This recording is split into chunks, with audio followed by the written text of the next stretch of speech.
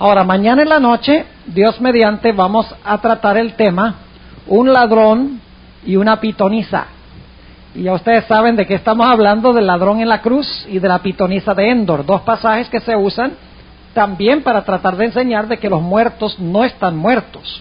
Y vamos a analizar en detalle esas dos historias, la del ladrón y la de la pitonisa.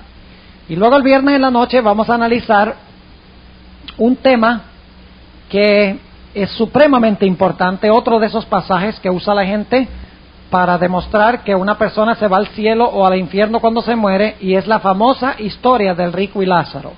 Vamos a analizar en detalle esa historia, Dios mediante, el viernes en la noche. Luego el sábado en la mañana vamos a hablar de la nueva era, que en realidad los fundamentos de la nueva era son el espiritismo y la idea de que no necesitamos la santa ley de Dios. Y luego el sábado por la tarde vamos a hacer una pequeña variación.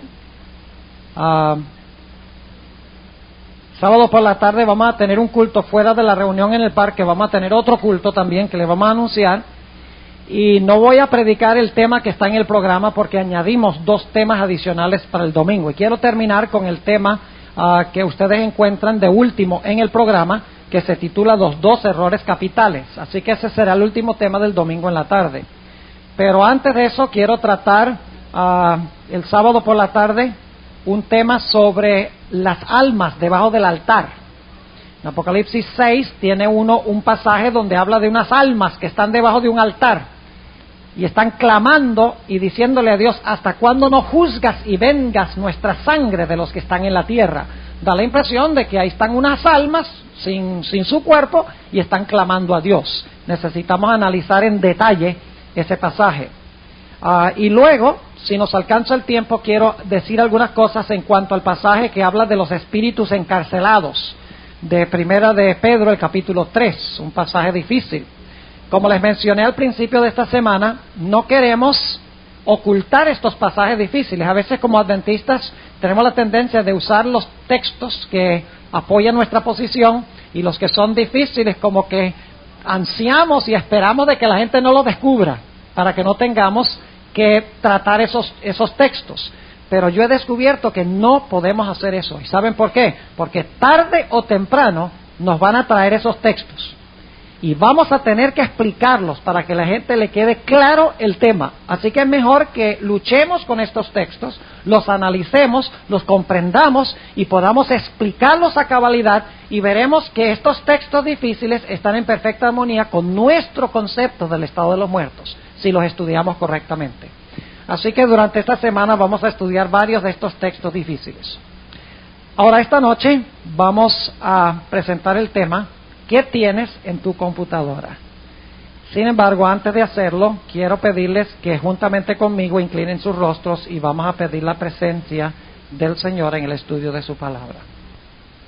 Padre Celestial, te damos gracias por el privilegio que nos concedes de venir a tu casa de oración en esta noche de martes para elevar alabanzas a tu nombre, para también elevar plegarias a ti y para escuchar tu voz a través del estudio de tu palabra. Pedimos, Señor, que al analizar este tema esta noche, tu Santo Espíritu esté en este lugar. Ayúdanos a comprender la solemnidad del tema que vamos a estudiar, y ayúdanos, Señor, a aplicar los principios a nuestra propia vida. Te damos gracias por escuchar nuestra oración y por responderla en el nombre de Jesús. Amén. Por favor, abran sus Biblias conmigo al libro de Génesis, a un texto que leímos ayer. Génesis, el capítulo 2 y el versículo 7. Génesis, el capítulo 2 y el versículo 7 va a ser el versículo que vamos a usar para inaugurar nuestro estudio esta noche. Dice allí: formó pues Jehová Dios al hombre del polvo de la tierra. Ahora inmediatamente nos preguntamos: ¿cómo es que Dios formó al hombre de polvo?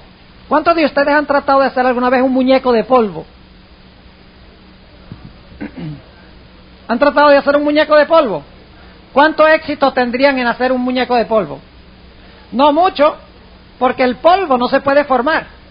Ahora escuchen, les voy a mostrar bíblicamente que el polvo que usó Dios fue polvo mojado, es decir, fue barro. Vayan conmigo al libro de Isaías. Isaías el capítulo 64. Isaías el capítulo 64. Y vamos a leer el versículo 8. Isaías 64 y el versículo 8.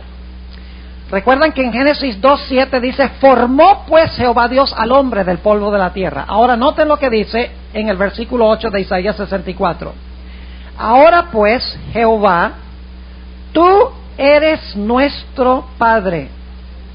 Nosotros, ¿qué cosa? Nosotros, aquí dice lodo, pero ¿qué es lodo? Lodo es barro, exactamente. Así que dice: ahora pues Jehová, tú eres nuestro Padre, nosotros lodo. Y ahora escuchen esto: y tú, el que nos, ¿qué? Ahí está la misma palabra, el que nos formaste. Y ahora escuchen esto: así que obra de tus manos todos nosotros. ¡Qué tremendo texto! Volvamos a Génesis 2 y el versículo 7. ¿Qué nos está diciendo este versículo cuando dice que Jehová Dios formó al hombre del polvo de la tierra, es decir, del lodo de barro? Lo que nos está diciendo es que Dios, todo lo demás en la creación, lo habló a la existencia. Pero cuando fue a crear al hombre, no lo habló a la existencia, no dijo y fue hecho, sino que Dios se agachó, tomó barro de la tierra y con sus propios dedos empezó a formar la fisonomía y la fisiología del hombre. Ahora ustedes pueden imaginarse a Dios con sus propios dedos formando la nariz del hombre y haciéndole los huequitos, y formándole con todo detalle las orejas con el barro, porque está hablando de obra de alfarero. Es la misma palabra que se usa en Jeremías 18, 1 al 6, donde habla de la obra del alfarero que forma con sus manos. ¿Pueden ustedes imaginarse a Dios haciendo los labios y formando los dientes? Y formándole redonda la cabeza y metiendo una lengua dentro de la boca. Y luego dentro del ser humano metiendo un corazón y 2 pulmones. Y yo no sé cómo lo habrá hecho, la Biblia lo dice, formándole los circuitos nerviosos y poniéndole las vesículas, las venas y las arterias, y luego los pies, los dedos de los pies y las uñas. Dios formando con sus dedos a perfección las facultades físicas del ser humano. Eso es lo que se está describiendo aquí. Formó pues Jehová Dios al hombre del polvo de la tierra. Pero cuando Dios formó la fisiología y la fisonomía del hombre, lo que tenía Dios era un gigantesco muñeco, pero el muñeco estaba sin vida. Tenía todos los aspectos de la fisonomía. ¿Creen ustedes que también tenía cerebro? ¿Creen ustedes que Dios metió un cerebro dentro de la cabeza de Adán? Claro que sí. Dios hizo también un cerebro. Pero ¿cuál era el problema? El problema es que aunque tenía un cerebro que podía cumplir todas las operaciones necesarias, sumar, calcular, restar, razonar, amar, sentir, toda la capacidad estaba en el cerebro y todos los circuitos del cuerpo estaban listos para funcionar, ¿qué pasaba? El cuerpo estaba sin vida. Ahora volvamos a Génesis 2:7. Formó pues Jehová Dios al hombre del polvo de la tierra, y aquí viene la parte crucial del versículo. Dice: y alentó en su ¿qué? Alentó en su nariz el soplo de ¿qué? De vida. Ahora yo pregunto, cuando yo soplo, cuando hago, ¿qué estoy soplando? Aire, ¿verdad? ¿Y a dónde fue que Dios sopló el aire? ¿Sopló el aire dónde? En la nariz. Y como vimos anoche, ¿qué hace usted con su nariz? Ojalá no sea meterse en los negocios de su vecino, porque para eso no hizo Dios la nariz. Dios hizo la nariz ¿para qué? Para respirar. Es decir, ese cuerpo perfecto con un cerebro perfecto, ahora Con el aliento de vida empezó el corazón a latir, empezaron los pulmones a respirar, empezó la sangre a circular y ahora ese cuerpo inerte, ese cuerpo sin vida se levanta y empieza a funcionar. Y el cerebro también empieza a funcionar dentro de ese cuerpo. ¿Y qué es lo que hace el cerebro? Bueno, el cerebro empieza a grabar en su memoria, ¿verdad? Porque el cerebro tiene memoria. El cerebro también empieza a razonar, ¿sí o no? El cerebro empieza a calcular, empieza a escoger, empieza a analizar, empieza a cumplir todas las operaciones para las cuales Dios la hizo. Ahora que tiene el aliento de vida, el cuerpo está funcionando con el cerebro y está cumpliendo todas las operaciones necesarias para la vida. Ahora hay un punto muy importante que necesito compartir con ustedes. Y es que Adán, cuando fue creado por Dios, fue creado sin carácter. Y usted dice, ¿cómo que creó a Adán sin carácter? Yo pregunto, ¿Adán había formado su individualidad y su personalidad cuando Dios lo creó? No, señor. Ahora escuchen lo que voy a decir. Una vez que el cerebro de Adán empezó a funcionar, a través de sus 5 sentidos empezó a entrar información, ¿sí o no? Porque las avenidas del cerebro, ¿qué son? Las avenidas del cerebro son nuestros 5 sentidos.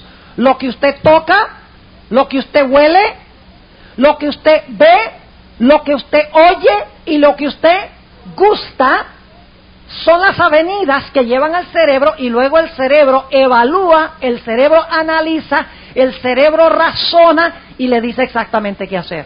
Es decir, Adán, una vez que fue creado, tenía un cuerpo perfecto, un cerebro perfecto, tenía los 5 sentidos que Dios le había creado. Ahora el aliento de vida le entra y ahora Adán empieza a ¿qué cosa? A procesar información que entra por sus 5 sentidos. ¿Y qué hace Adán con esa información? A medida que va entrando, Adán va formando su personalidad o su identidad o su individualidad. ¿Me están entendiendo lo que estoy diciendo? Es decir, a medida que Adán vive y su cerebro funciona, y sus 5 sentidos traen información al cerebro, lo que Adán permite entrar por sus ojos y por sus oídos y por su gusto y por su tacto, por sus 5 sentidos, ahora empieza esa información a formar la persona que él es. Es decir, llega a formar un individuo, su identidad, su personalidad, a medida que va viviendo. Es decir, Adán no fue creado con individualidad, no fue creado con su identidad. A través de lo que permite entrar por sus 5 sentidos, ahora Adán empieza a formar su personalidad, su individualidad o lo que podríamos llamar su identidad. Y mientras más vive, más llega a caracterizarse como Adán. Ahora yo pregunto, ¿creen ustedes que Eva tenía una individualidad diferente que la de Adán? ¿Qué creen ustedes? ¿Eva tenía una identidad, una personalidad, una individualidad diferente que Adán? ¿La gente podía mirar a los dos y decir, este es Adán y este es Eva? ¿Por su personalidad? Yo pregunto, a medida que la gente va viviendo, ¿va distinguiéndose de otra gente? ¿Por la individualidad y la personalidad que van desarrollando, sí o no? Claro que sí. Por ejemplo, Carlos Rodríguez, que es un amigo de años de allá de New Jersey, él es un individuo completamente diferente que yo. ¿Por qué razón? Porque la experiencia o las experiencias de la vida de él han sido completamente diferentes que las experiencias mías. Él ha dejado entrar por sus 5 sentidos, donde quiera que ha vivido en su vida, información que han creado la identidad Carlos Rodríguez. Y cuando yo lo veo a él, yo sé por su voz, yo sé por sus ademanes, yo sé por lo que habla, que él es Carlos Rodríguez. Pero de la misma manera, por donde yo he vivido, por lo que yo permito entrar por mis 5 sentidos, yo también he formado mi propia identidad. De tal manera que cuando yo me encuentro con la gente no me dice a mí, oh, ¿qué tal? ¿Cómo está José Cruz? No, la gente no me dice a mí José Cruz. La gente me dice, ay, Pastor Bor, ¿cómo está usted? ¿Por qué razón? porque a través de lo que yo he permitido entrar por mis sentidos, yo he formado mi propia personalidad, mi propia individualidad, mi propia identidad. ¿Están entendiendo lo que estoy diciendo? Así que Adán, cuando fue creado, no tenía su propia identidad e individualidad. A través del vivir, de permitir que entrara información por sus 5 sentidos, él formó su individualidad o formó su identidad. Pero ahora preguntémonos, ¿qué sucede cuando una persona muere? ¿Cuántos años vivió Adán? ¿Cuántos años? 930 años. ¿Creen ustedes que durante esos 930 años Adán formó una individualidad muy interesante? ¿Una personalidad? Pregunto, cuando Adán resucita de los muertos, ¿la gente que lo conoció lo va a reconocer como Adán? Claro que sí. ¿Va a resucitar con su identidad y su individualidad? Claro que sí. ¿Cuánto tiempo tomó él para formar esa individualidad o esa identidad? 930 años, por lo que permitió entrar por sus ¿qué? Por sus 5 sentidos a su cerebro, que formó lo que él fue en vida. ¿Está claro hasta este punto? Ahora, aquí viene la pregunta clave. ¿Qué sucede cuando una persona muere? ¿Qué sucede con el cuerpo cuando una persona muere? Eso ya lo estudiamos anoche, ¿verdad? ¿Qué sucede con el cuerpo? El cuerpo regresa ¿a dónde? Regresa al polvo. ¿Y el cerebro qué le pasa? ¿Qué pasa con ese maravilloso órgano que el hombre usó para, a través de sus sentidos, formar su propia identidad o su propia individualidad? ¿Qué sucede? Se va también al sepulcro y ¿qué? Y se corrompe. ¿Y qué sucede con la energía vital que permitía que el cuerpo funcionara? La energía vital ya no está, sale del cuerpo y como resultado el espíritu sale, la respiración sale, el hombre expira y su cerebro, con el cual formó su identidad, y su cuerpo, que fue necesario para los 5 sentidos procesar y entrar la información al cerebro, va al sepulcro. ¿Y qué sucede? Y el hombre deja de existir. Pero ahora viene la pregunta clave que quiero que pensemos esta noche. ¿Qué sucede con la individualidad y con la personalidad, la identidad personal de ese individuo que muere? ¿Qué sucedió con la individualidad personal de Adán cuando Adán murió? Nosotros sabemos que su cuerpo y su cerebro fue al sepulcro. El aliento con que respiraba salió. Y como resultado el cuerpo, que ha estado muerto por más de 6.000 años, o cerca de, 5.000 años, ¿qué pasó con ese cuerpo? Ese cuerpo está vuelto polvo hace tiempos.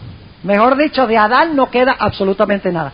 Ahora, surge la pregunta, ¿qué sucedió con la identidad personal de Adán? Aquí es que llegamos a un punto de suprema importancia. La identidad personal de Adán, al igual que la identidad personal de cada persona que ha vivido en este planeta, es preservada por Dios en el cielo.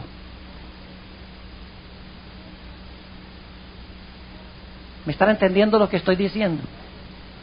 ¿Y a dónde preserva Dios la identidad personal de Adán, la identidad personal de José Cruz, la identidad personal de Carlos Rodríguez, la identidad personal de Esteban Bor, si llegásemos a morir, la identidad personal de Domingo y de su esposa Vicky y de todos los demás? ¿Qué pasa con esa identidad personal?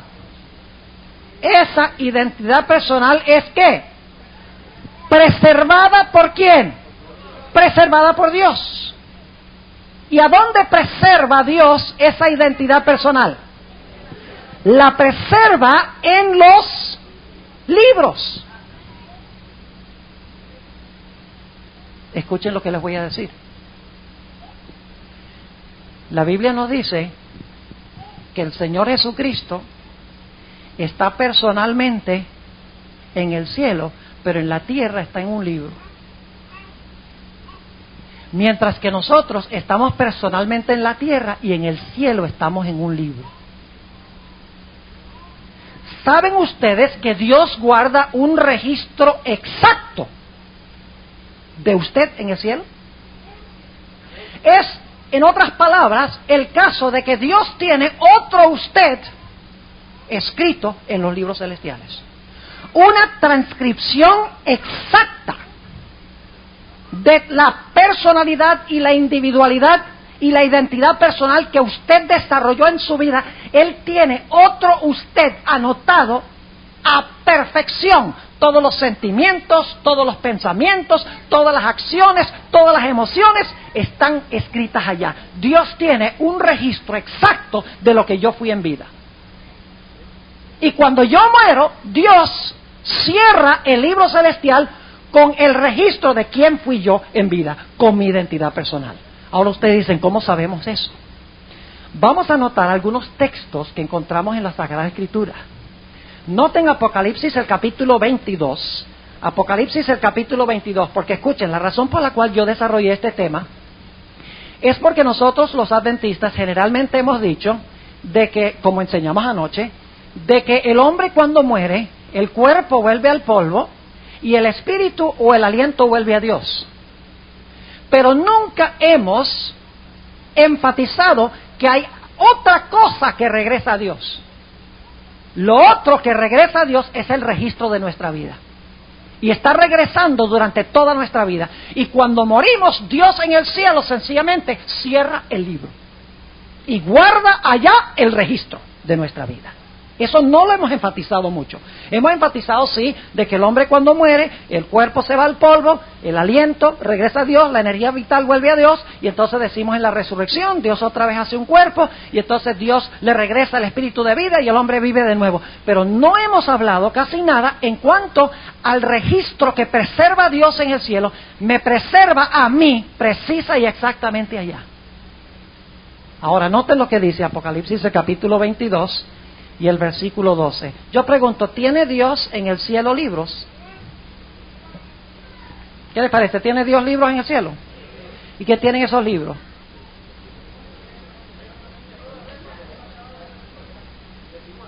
¿Todo lo que hemos sido?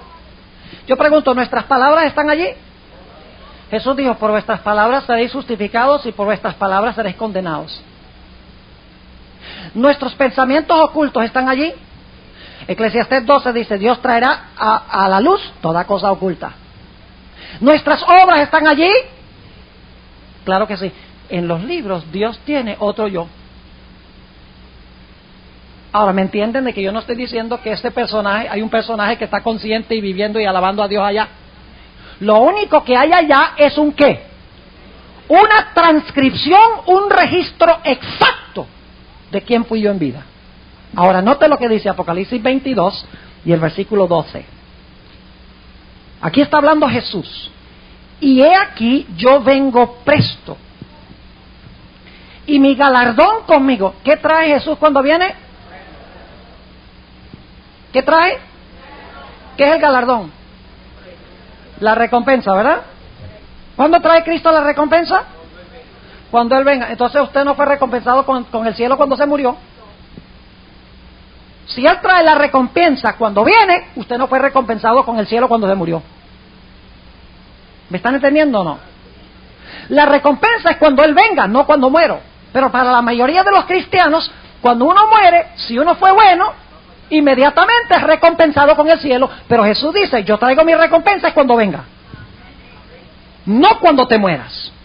Ahora noten, ¿qué es lo que determina la recompensa? Dice, he aquí yo vengo presto y mi galardón conmigo para recompensar a cada uno según fuere su obra. ¿Tiene Dios anotado en el cielo nuestras obras? Claro que sí. Ahora noten otro texto, Mateo 16, 27. Mateo, el capítulo 16 y el versículo 27. Un versículo muy importante, nuevamente está hablando Jesús y declara lo siguiente. Porque el Hijo del Hombre vendrá en la gloria de su Padre con sus ángeles. ¿Qué evento es ese? ¿Qué evento es cuando el Hijo del Hombre viene en la gloria de su Padre con sus ángeles? La segunda venida, ¿verdad? Y luego note lo que dice. Y entonces pagará a cada uno conforme a sus obras. ¿Qué va a pagar Jesús? ¿Conforme a nuestras qué? No, entonces yo pregunto, ¿las obras están escritas allá? ¿Hay otro yo allá? ¿Escrito en un libro? Claro que sí. Mi individualidad, mi identidad personal, quién fui yo en vida, está escrito exactamente en un libro celestial. Dios guarda allá un registro de quién soy yo. Aunque mi cuerpo se corrompe, aunque el espíritu y la respiración ya no están en ese cuerpo, Dios preserva un registro de mi persona allá en el cielo. Ahora noten lo que dice Eclesiastés 12, para que ustedes vean que la Biblia nos dice esto mismo. Eclesiastés el capítulo 12, y vamos a leer el versículo 14. Eclesiastés 12 y el versículo 14 nos dice aquí lo siguiente. Y vamos a leer el versículo 13 para el contexto. Dice: el fin de todo el discurso oído es este: teme a Dios y guarda sus mandamientos, porque esto es el todo del hombre. Y ahora noten: porque Dios traerá toda obra ¿a qué? A juicio, el cual se hará sobre toda cosa que oculta, buena o qué, o mala. ¿Nos va a juzgar solamente Dios por las obras o por nuestros pensamientos también? Por lo que pensamos que hemos ocultado. ¿Eso también está escrito allá? ¿Es parte de nuestra identidad personal? Claro que sí. Ahora noten Mateo el capítulo 12. Mateo el capítulo 12, para que ustedes vean que no son solamente las obras que están escritas allá, no solo las cosas secretas y ocultas que están escritas allá, nuestras palabras también están registradas allá, porque todo esto tiene que ver con nuestra identidad personal. ¿Quién soy yo? ¿Quién fui yo en vida? Noten Mateo el capítulo 12, y yo creo que si nosotros los adventistas leyéramos más a menudo esto, tendríamos mucho más cuidado de no criticar a otras personas. Tendríamos mucho más cuidado de los chismes en la iglesia. Escuchen lo que dice esto. Noten, Mateo, el capítulo 12 y el versículo 35. El hombre bueno. Bueno, vamos a leer el versículo 34. Generación de víboras, ¿cómo podéis hablar bien siendo malos? Porque de la abundancia del corazón habla la boca. El hombre bueno del buen tesoro del corazón saca buenas cosas, y el hombre malo del mal tesoro saca malas cosas. Ahora escuchen esto: mas yo os digo que toda palabra ociosa que hablaren los hombres, de ella darán cuenta en el día del juicio. Porque por tus palabras serás justificado, y por tus palabras serás ¿qué? Serás condenado. Pregunto entonces, en el cielo, cuando yo me muero, ¿tiene Dios registradas mis obras, sí o no? ¿Tiene registradas mis palabras? ¿Tiene registrados mis pensamientos y sentimientos ocultos? Claro que sí. ¿Qué tiene Dios en el cielo? Tiene un registro de lo que yo fui exactamente en vida. Ahora escuchen bien. Cuando Dios me juzga, yo no voy a ese juicio en persona. ¿Saben cómo voy yo al juicio? A través de los registros. ¿Me están entendiendo lo que estoy diciendo? Porque el juicio se está haciendo desde 1844. Nosotros los adventistas sabemos eso. El juicio de los muertos comenzó en 1844. El juicio de los vivos comenzará muy pronto y terminará cuando se cierre la puerta de la gracia. Todos son juzgados antes que Cristo venga. Estar en un cohete y voy a volar al cielo, cuando Dios llame mi nombre, Esteban Bor, entonces manda un carruaje de fuego para buscarme y llevarme allá, para comparecer ante el gran tribunal de Cristo. No. En 2 Corintios 5:10 dice: es menester que todos parezcamos ante el tribunal de Cristo. Pero cuando Cristo me juzga, yo no voy al tribunal personalmente, sino que Dios saca los registros y me juzga del otro yo que está allá en los libros. ¿Cuántos están entendiendo lo que estoy diciendo? ¿Acaso yo tengo que estar allá? Yo no tengo que estar allá, porque en los libros hay un registro exacto de quién fui yo en vida, así que a través de los libros es como si yo estuviera allá. ¿Están conmigo o no están conmigo? Ahora, noten lo que dice en Daniel el capítulo 12 y el versículo 1. Vamos a leer el versículo capítulo 7 primero y luego vamos al 12. Daniel 7 y vamos a leer el versículo 9 y 10. ¿Será que el juicio se va a realizar en el cielo o se va a realizar en la tierra? ¿Qué creen ustedes? El juicio, ¿dónde se realiza? En el cielo. Si es en el cielo, ¿yo voy a estar personalmente allí?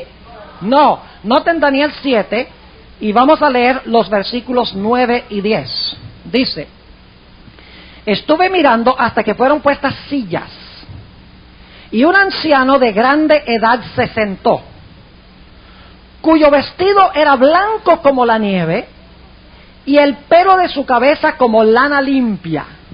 Su silla, llama de fuego, sus ruedas, fuego ardiente. ¿Dónde se está realizando esta escena? No cabe duda que es en el cielo. Note lo que dice en el versículo 10. Un río de fuego procedía y salía de delante de él. Millares de millares le servían y millones de millones asistían delante de él. El juez se sentó y los libros, ¿qué? Se abrieron. Ahora escuchen lo que les voy a decir. Hasta ahora las referencias que yo les he leído hablan de libros, plural, ¿correcto?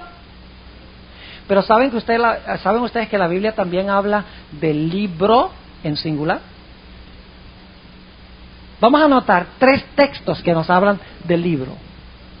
Los libros son los libros de memoria. ¿Han oído hablar de los libros de memoria? ¿Qué hay en los libros de memoria? ¿Qué es lo que Dios está grabando allá? Me está grabando a mí en forma escrita. ¿Sí? Y yo creo que si hoy en día, si Juan estuviera escribiendo hoy en día, Dios no diría que esto fue escrito en libros. Dios diría que fue escrito en su computadora. Porque Dios habla en el idioma del autor bíblico cuando él está escribiendo. Si Dios le hubiera dicho a Juan que él graba todo en computadoras en el cielo, Juan no hubiera entendido lo que Dios, computadora, ¿qué es eso? Así que Dios dice, en el tiempo de Juan se usan libros, así que yo voy a hablar de libros. Así que lo que contienen los libros es ¿qué cosa? El registro exacto de nuestra identidad personal. Ahora la pregunta es, ¿qué es lo que tiene el libro singular? Vamos a Daniel 12 y el versículo 1. Daniel 12 y el versículo 1. Dice aquí, está hablando del inicio del tiempo de angustia. Y en aquel tiempo se levantará Miguel, el gran príncipe que está por los hijos de tu pueblo. Y será tiempo de angustia, cual nunca fue después que hubo gente hasta entonces. Mas en aquel tiempo será libertado tu pueblo, y ahora escuchen esto, todos los que se hallaren escritos en el libro. ¿Qué tiene Dios en los libros de memoria? Una transcripción exacta de mi persona. ¿Qué tiene en el libro singular? En el libro lo que hay es un nombre. Note lo que dice en Filipenses 4:3, para que ustedes vean que el libro tiene nombres y los libros tienen un registro de nuestra vida. Noten Filipenses 4 y el versículo 3, aquí está hablando el apóstol Pablo, y posiblemente ustedes conocen este versículo. Dice lo siguiente, Filipenses 4:3: asimismo te ruego también a ti, hermano compañero, ayuda a las que trabajaron juntamente conmigo en el Evangelio, con Clemente también, y los demás mis colaboradores, cuyos nombres están escritos en el libro de la vida. ¿Qué es lo que está en el libro singular? Nombres. ¿Qué está en los libros? Un registro de mi ¿qué? De mi vida, mi identidad personal. Lo que guarda Dios cuando se cierra el libro dice, el fin de la historia, el fin de la vida. Ahora, ese libro lo guardamos hasta que venga el tiempo del juicio, y luego entonces vamos a llamar a Esteban Bor al juicio. Y la forma como va a comparecer es sacando ¿qué cosa? Los libros, para ver si tienes derecho de estar ¿dónde? En el libro. Ahora escuchen lo que hace Dios. Toda persona que ha aceptado a Cristo Jesús como Salvador personal, o que ha profesado el nombre de Cristo, está escrito en el libro de la vida. Todos. No crean ustedes que Dios anda con ese jueguito de que si yo me convierto al Señor Jesús y me bautizo, Él escribe mi nombre en el libro de la vida, y luego entonces cuando salgo de la iglesia por un tiempo, y abandono el camino de la verdad, entonces Dios dice, tráigame el borrador. Y borra el nombre del libro de la vida. Y luego entonces cuando me convierto y pido un rebautismo, Dios dice, escribámoslo de nuevo. Y entonces luego me salgo otra vez de la iglesia por un tiempo y Dios dice, tráigame el borrador. Y Dios borra. Dios no anda con esa operación de anotar y borrar, anotar y borrar. Una vez que usted está en el libro de la vida, usted está allí hasta que venga su nombre al juicio. Y entonces, escuchen bien, lo que va a hacer Dios es, Dios va a decir, y va en orden cronológico, empieza con Adán, y Adán fue juzgado. El primero que se encontraba en el libro de la vida, Adán. Dios dice, Adán. Entonces, ¿qué traen?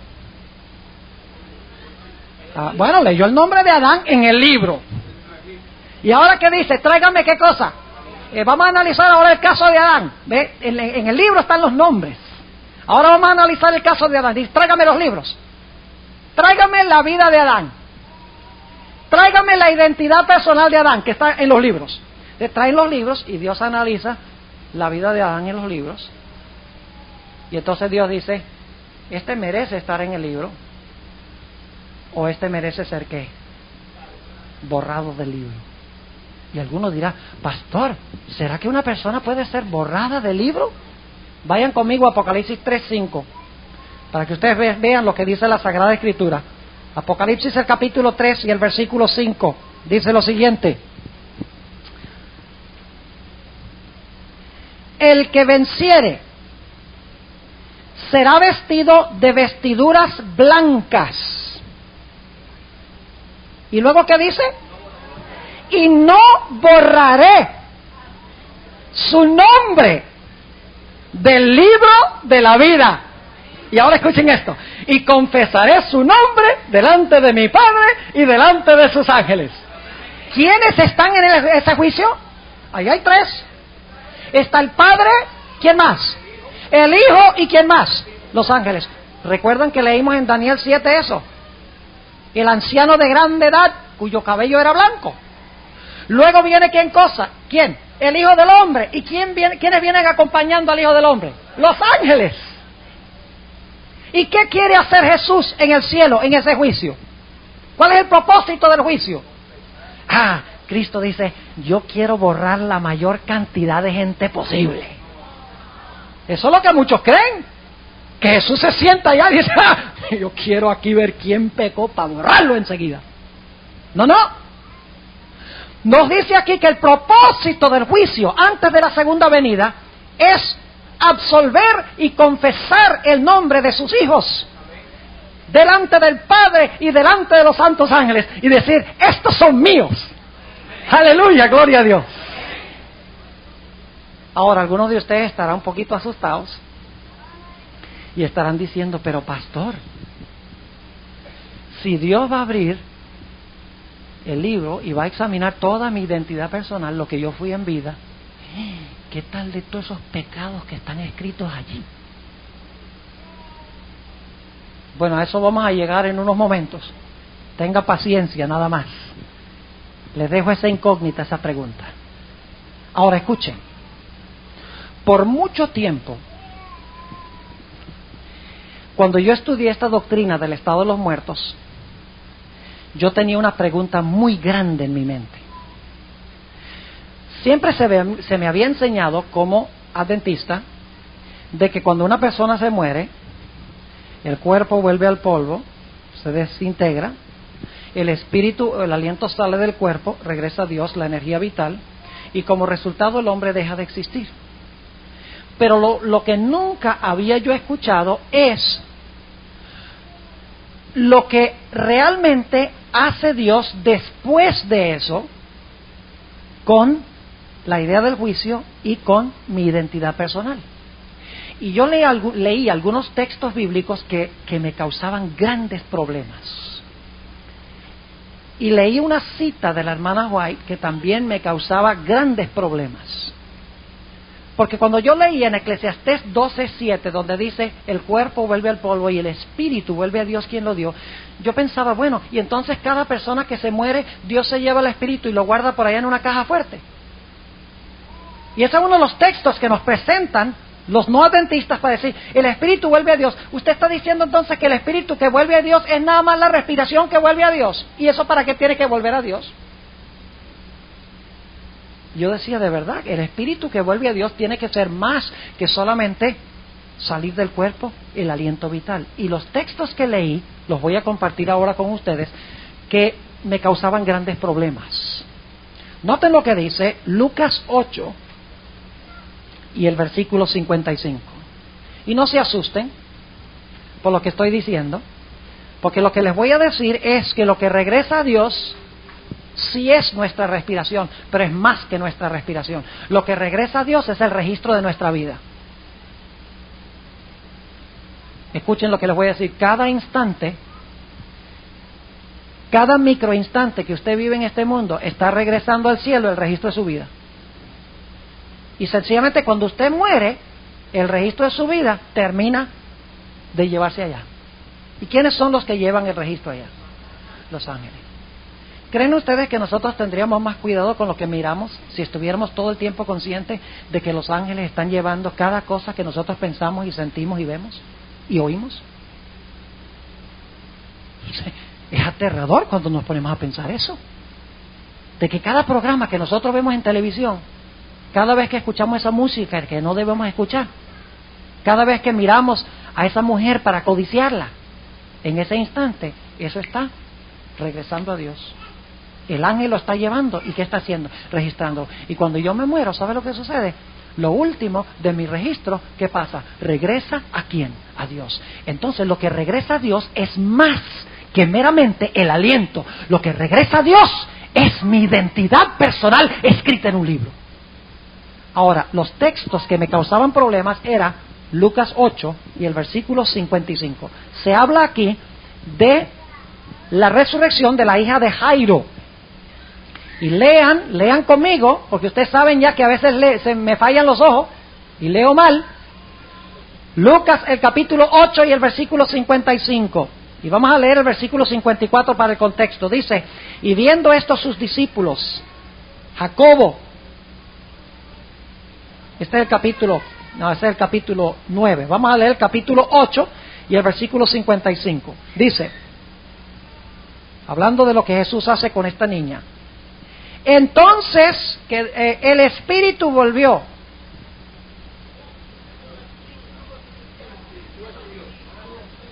Muchas gracias. Entonces un espíritu volvió. Dice aquí entonces, su espíritu volvió. El de ella. No solo respiración, el espíritu de ella volvió. No el mío, ni el del pastor Cruz, el de ella. Y yo decía, entonces tiene que haber más que respiración, porque respiración Dios le puede meter a cualquiera la respiración y eso lo que hace es vivificar el cuerpo. Pero aquí dice, su espíritu volvió. Noten otro ejemplo, Hechos 7, la muerte de Esteban. Hechos el capítulo 7, y voy a empezar leyendo en el versículo 56, Hechos 7, 56. Y dijo, he aquí veo los cielos abiertos y al Hijo del Hombre que está a la diestra de Dios. Entonces, dando grandes voces, se taparon sus oídos y arremetieron unánimes contra él. Este es el pueblo escogido que está atacando a Esteban. No quieren escuchar lo que está diciendo. Versículo 58, y echándolo fuera de la ciudad, le apedreaban. Y los testigos pusieron sus vestidos a los pies de un mancebo que se llamaba Saulo. Y apedrearon a Esteban, invocando él y diciendo, Señor Jesús, recibe el Espíritu.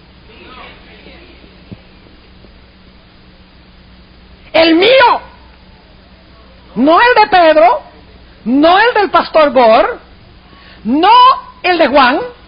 ¿Recibe qué cosa? Mi espíritu, el mío.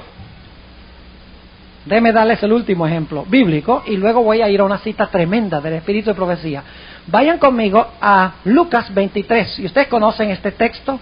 Mañana vamos a analizar esta historia un poquito más. Lucas 23 y el versículo 46. 23 y el versículo 46. Entonces Jesús,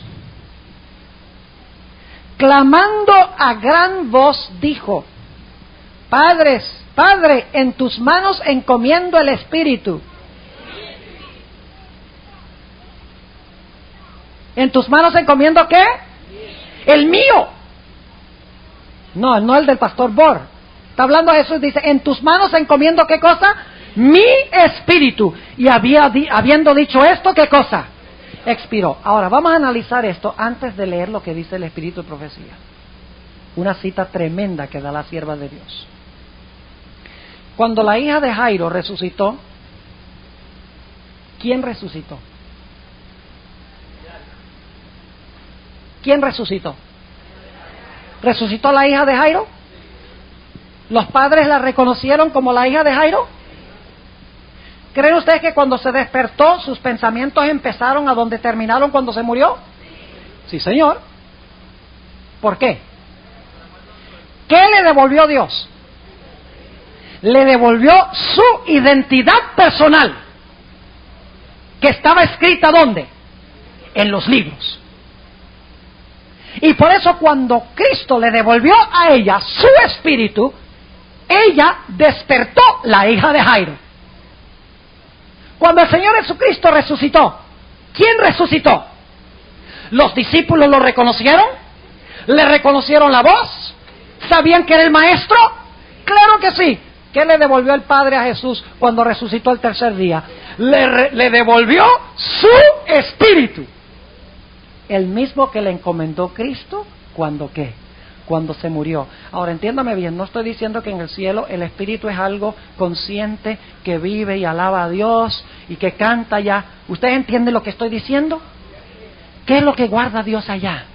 Un registro exacto de la individualidad, de la identidad personal, de la personalidad de ese individuo. Con el fin de devolverle eso, ¿cuándo? En el momento de la resurrección. Es decir, el espíritu es más que el aliento. El espíritu es el registro de quién soy yo. Ahora vamos a mirar este asunto. Supongamos a Adán.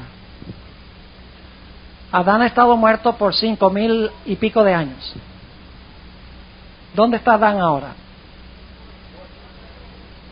Adán está en dos lugares. Sí, señor. Adán está en dos lugares. Está personalmente en un lugar y en otro lugar está en un libro. Ahora, no está personalmente en la tierra porque hace tiempo se volvió polvo. Se desintegró. ¿Qué pasó con el cerebro de Adán? Desintegrado. ¿Qué pasó con el cuerpo de Adán? ¿Qué pasó con el aliento? Salió.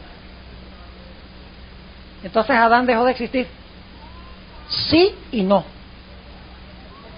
Dejó de existir como una persona viviente, pero todavía existe en la memoria de Dios.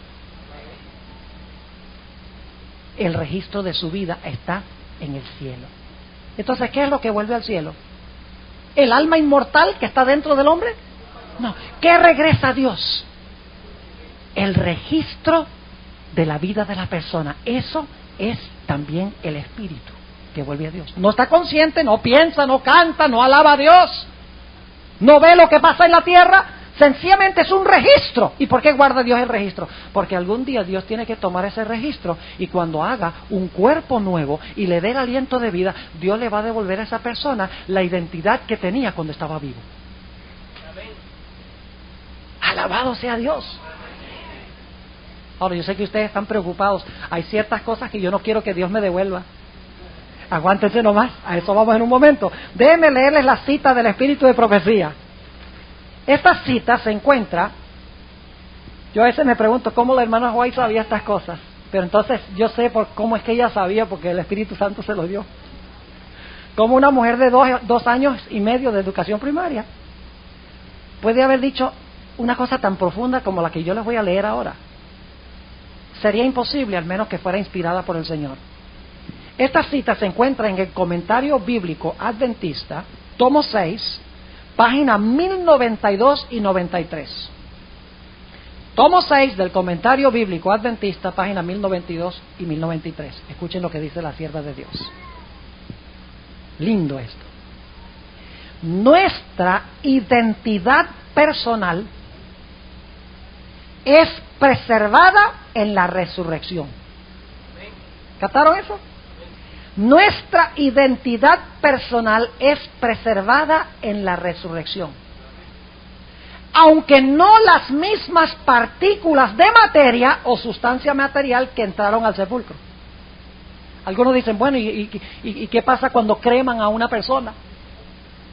Cuando la incineran y echan por allá las cenizas allá al mar. ¿Cómo va a ser Dios para recuperar cada particulita de polvo? Dios no tiene que hacer eso. Porque lo que lo hace a usted, lo que usted es, no es la materia que tiene, sino la identidad personal que Dios le va a devolver. ¿Me están entendiendo o no? Sigue diciendo la sierva de Dios. Nuestra identidad personal es preservada en la resurrección, aunque no las mismas partículas de materia o sustancia material que entraron al sepulcro. Y luego dice, las maravillosas obras de Dios son un misterio para el hombre. Y ahora escuchen esto. El espíritu, el carácter del hombre, regresa a Dios y allí es preservado. Vamos a leerlo de nuevo, aunque creo por los amenes que lo entendieron. Dice, yo también estoy emocionado. Dice, el espíritu, no dice coma, pero está la coma. El carácter del hombre, o sea, está diciendo que el espíritu es ¿qué cosa? El carácter del hombre. ¿Y cuándo regresa el carácter del hombre a Dios?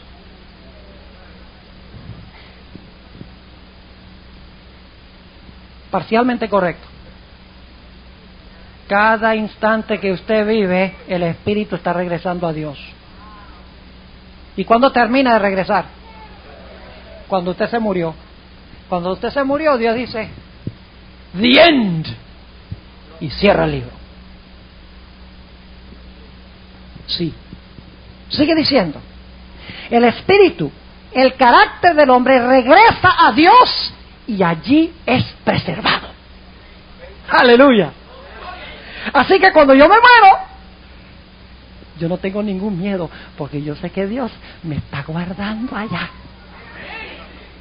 Porque algunos dicen, ay, los adventistas dicen que cuando uno se muere, uno deja de existir. ¡Qué terrible! En cierto sentido, uno deja de existir personalmente, pero en la mente de Dios, uno está muy vivo.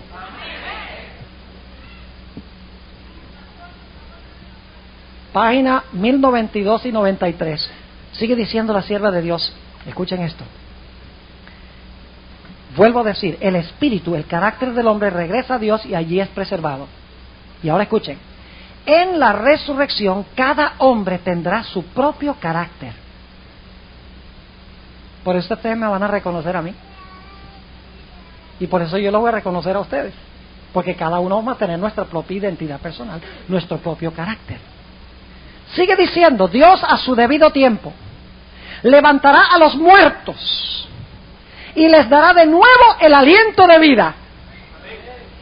Entonces el aliento de vida es diferente que el espíritu, el carácter. Les devolverá, dice ella, les dará de nuevo el aliento de vida y mandará a los huesos secos que vivan. La misma forma saldrá, pero estará libre de la enfermedad y de todo defecto. Revivirá, ahora escuchen esto, revivirá llevando los mismos rasgos individuales, de tal manera que amigo reconocerá a amigo. Y luego dice ella, no hay ninguna ley de la naturaleza, de Dios en la naturaleza, que le obligue a devolverle al hombre las idénticas partículas de materia que componían el cuerpo antes de la muerte. Dios le dará a los justos que murieron un cuerpo que le plazca a él. ¡Qué tremenda cita! ¿Cuándo resucitan los hijos de Dios, los que se salvan? Cuando Cristo venga, ¿sí o no? ¿Tiene que haber examinado Cristo los registros antes? ¿Cómo va a traer la recompensa si no analizó los libros para determinar antes la recompensa? Los adventistas creemos que antes que Cristo venga habrá un juicio de cada persona. antes que venga. La segunda venida no es el juicio. La segunda venida es la recompensa. Pero para dar una recompensa tiene que haberse analizado de antemano quién merecía la recompensa. Así que esa idea del juicio investigador no es un invento de Elena G. de White. Es un concepto claramente bíblico. Ahora, los santos resucitan a la segunda venida de Cristo. Y reciben su recompensa. Y resucitan con su misma identidad. ¿Y los impíos cuándo? ¿Cuándo resucitan los impíos? Después de los 1000 años, ¿de acuerdo? ¿Y cómo resucitan ellos? ¿Cómo resucita Napoleón Bonaparte? Sí, porque Napoleón va a estar fuera de la ciudad, según la sierva de Dios. ¿Cómo resucita Napoleón Bonaparte? Resucita como San Pedro. ¿Cómo resucita Napoleón? Como Napoleón. ¿Cómo resucita Anás y Caifás? Anás resucita Anás y Caifás resucita Caifás. ¿Y cómo es que Anás resucita como Anás y Caifás resucita como Caifás? Porque cuando Cristo los llama de la tierra y les da el aliento de vida, les devuelve a ellos también su propia individualidad. Déjenme leerles una cita tremenda del Conflicto de los Siglos. Página 722. Conflicto de los Siglos, 722. Y ustedes están diciendo, bueno, ¿y qué tiene esto que ver con la computadora? Aguántense nomás, ya vamos a ver. Paciencia. 722, Conflicto de los Siglos. Noten lo que dice ella en cuanto a después del milenio. Hablando de fuera de la ciudad, dice, allí hay reyes y generales que conquistaron naciones. Hombres valientes que nunca perdieron una batalla. Guerreros soberbios y ambiciosos cuya venida hacía temblar reinos. Y luego dice, la muerte no los cambió. Al salir de la tumba, y ahora escuchen, reasumen el curso de sus pensamientos en el punto mismo en que lo dejaron. Se levantarán animados por el mismo deseo de conquista que los dominaba cuando cayeron. ¿Saben lo que significa eso? Que si un impío murió, y voy a usar la palabra para que ustedes entiendan, esto es un impío que está hablando después del milenio, si el impío se murió diciendo ¡mal!, cuando se despierte dice ¡dito!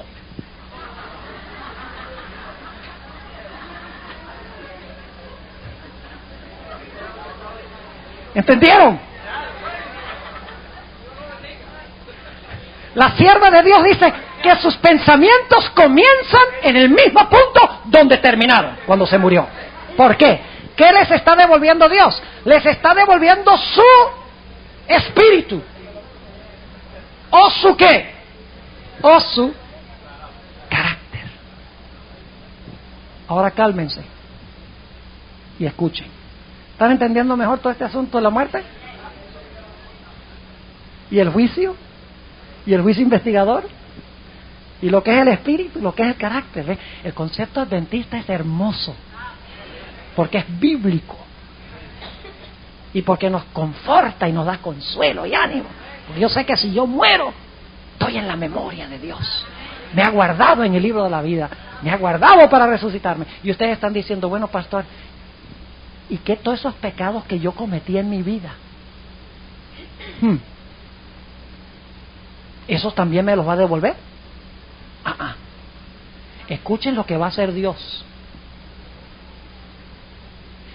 Cada día que nosotros vivimos en este mundo, nosotros debemos arrepentirnos de nuestros pecados. Debemos confesar nuestros pecados. Debemos tener tristeza por nuestros pecados. Y debemos pedirle a Jesús perdón. ¿Saben por qué no confesamos mucho los pecados ni pedimos perdón? Porque estamos viendo mucha televisión. Cuando usted hace de su dieta películas de televisión, no estoy diciendo que está mal ver noticias y ver documentales. Ustedes saben de qué estoy hablando cuando hablo de televisión, ¿verdad? Significa ver un programa lleno de violencia, lleno de sexo ilícito, lleno de mentiras. Cada vez que usted ve eso, le va cauterizando más la conciencia.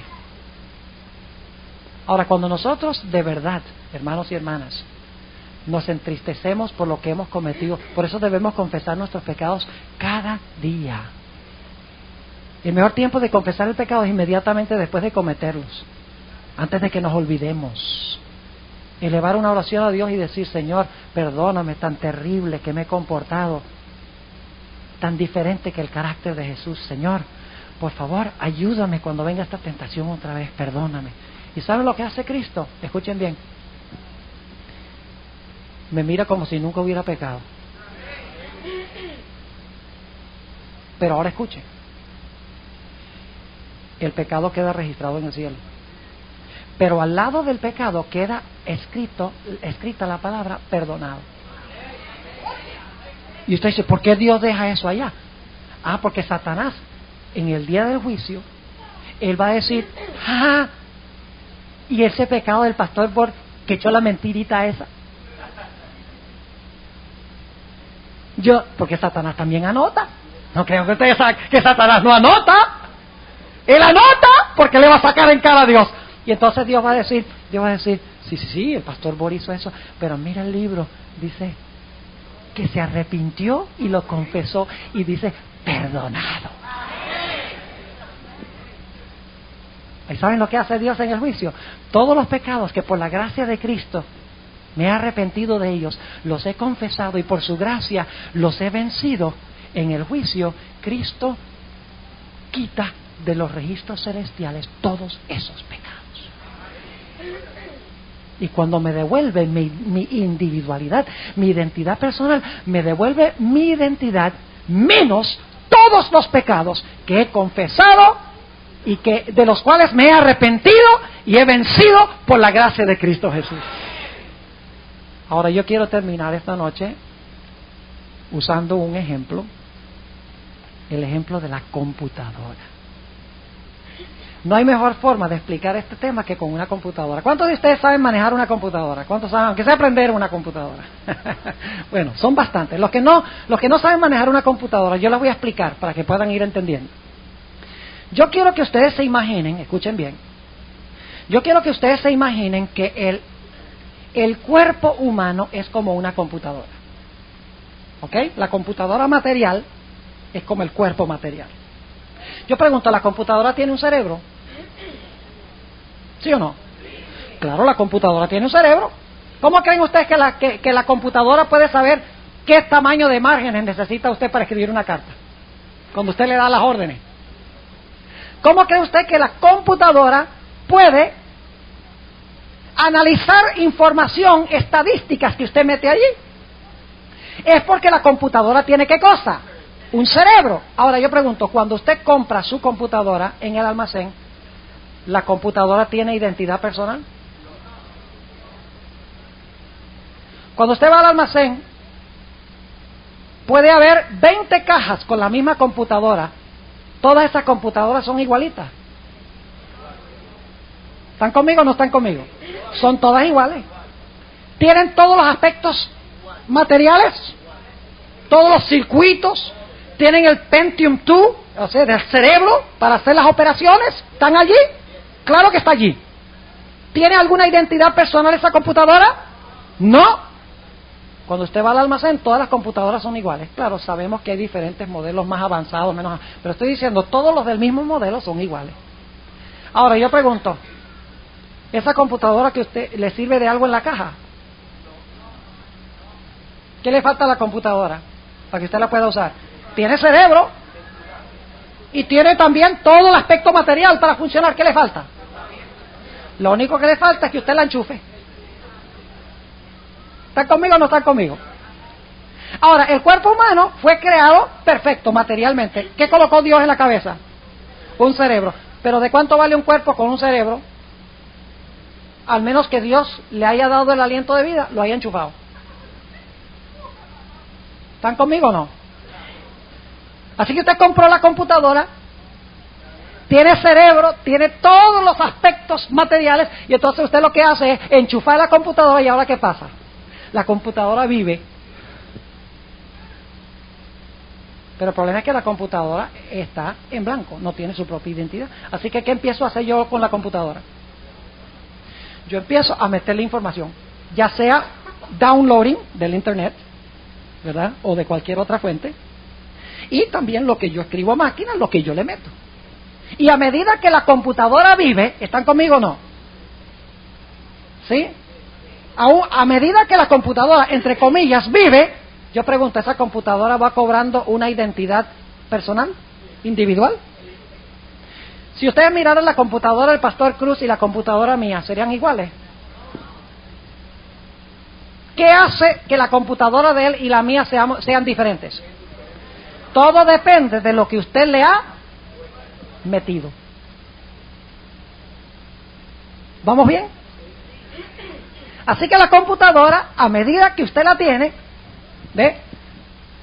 La computadora material la enchufa, está viva ahora, por así decirlo, y entonces al meterle, la computadora va cobrando su identidad personal o individual, si fuera una persona. Ahora, ¿qué sucedería si en algún momento viene un tornado y el tornado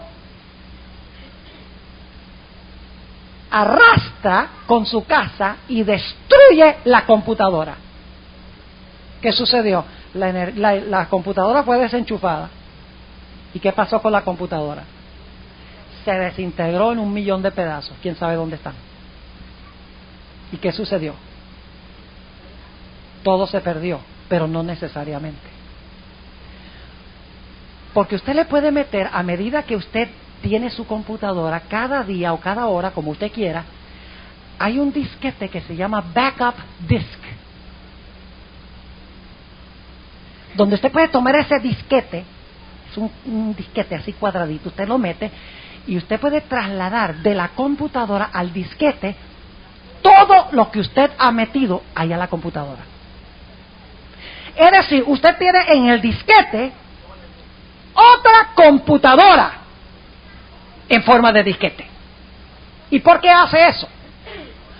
Porque puede llegar el momento en que venga el tornado o haya una power surge, ¿verdad? Es decir, que se vaya la corriente y que la computadora explote y se desintegre, por así decirlo, y entonces si usted no tiene un backup, ¿qué pasó? Perdió todo.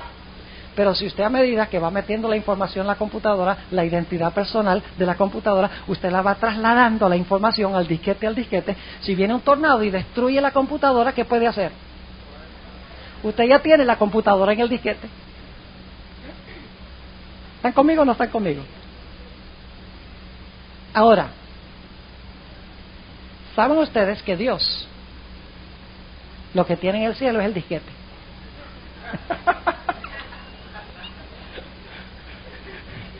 ¿Le está quedando claro, verdad? Cuando yo me muero, ¿qué pasa con la computadora?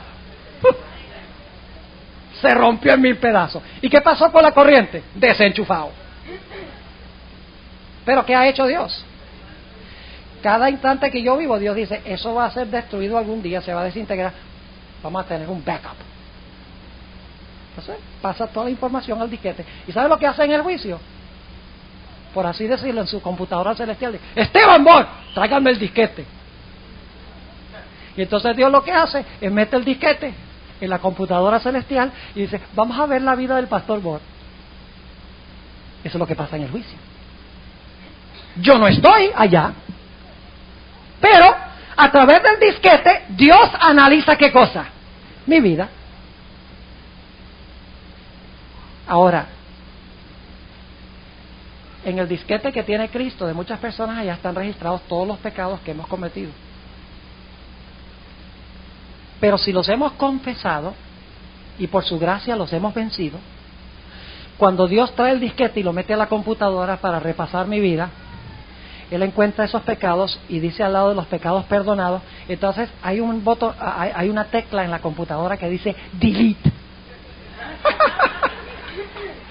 Borrar.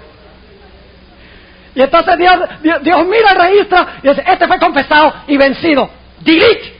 Borrar. borrar. Y cuando termina mi nombre en el juicio, termina mi vida menos todos los pecados que he confesado y abandonado por su gracia. Alabado sea el Señor. Y entonces luego, él guarda ese registro. Dice, esto lo guardo yo aquí, porque hay algo muy especial que voy a hacer. Entonces, cuando Cristo viene del cielo, en poder y gloria, con los santos ángeles, dice, despertad los que dormís en el polvo de la tierra. Y entonces, ¿qué va a suceder con la computadora?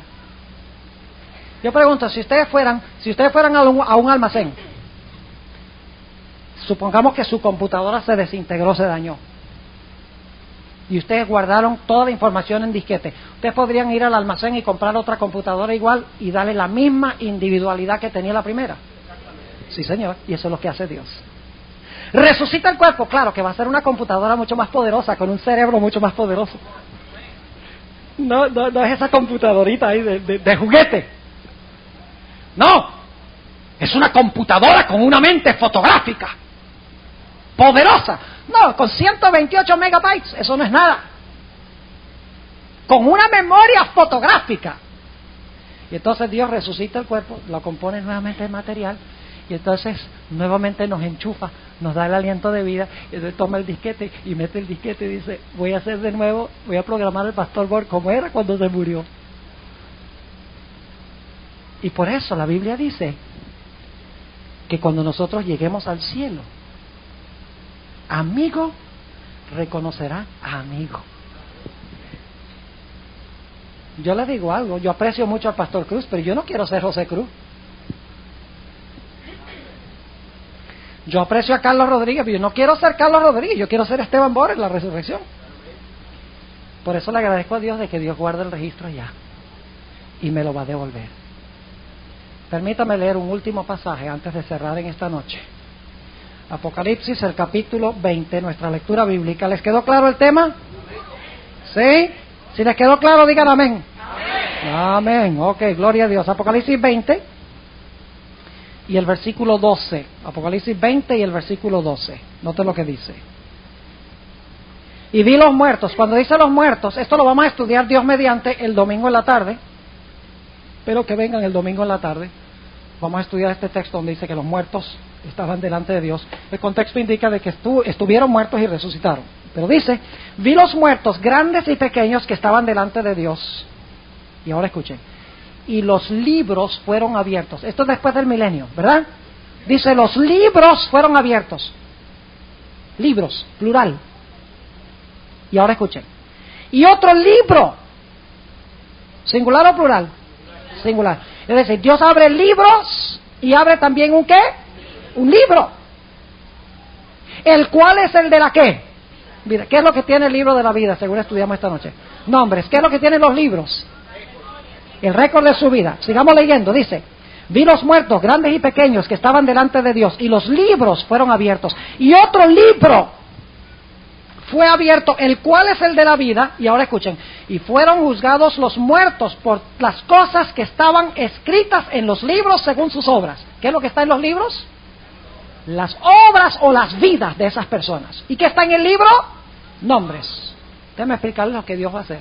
Esto es después del milenio. Están todos los impíos fuera de la santa ciudad. Y ustedes han leído en el conflicto de los siglos ese panorama que va a haber por encima del trono.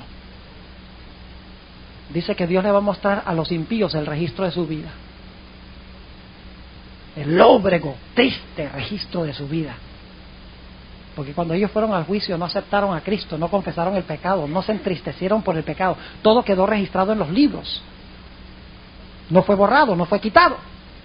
Y Dios le va a mostrar todo el terrible registro de sus vidas. Y entonces Dios les va a decir, va a abrir el libro de la vida y va a decir, el nombre de ustedes no está aquí.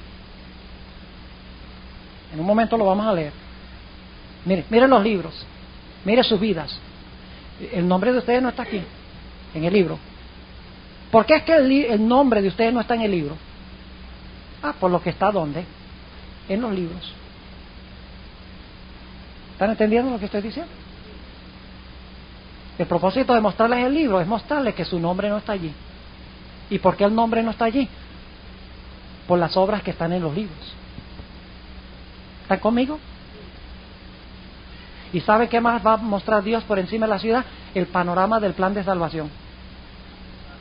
¿Y por qué hace eso? Porque quería mostrarles lo que ellos podrían haber tenido si hubieran aceptado a Cristo. Quiere decirles, mire, si ustedes hubieran querido, podrían haber estado en el libro. Porque si hubieran aceptado a Cristo, los pecados hubieran sido borrados de los libros. Ahora, terminemos de leer este pasaje. Versículo 13. Y el mar dio los muertos que estaban en él, y la muerte y el infierno dieron los muertos que estaban en ellos, y fue hecho juicio de cada uno según sus obras. Y el infierno y la muerte fueron lanzados en el lago de fuego. Esta es la muerte segunda. Y ahora escuchen el versículo 15. Y el que no fue hallado escrito en el libro de la vida, ¿ve que sus nombres no están? ¿Por qué no están? Por lo que está en los libros de ¿qué? De memoria. ¿Y por qué no están en los libros de memoria?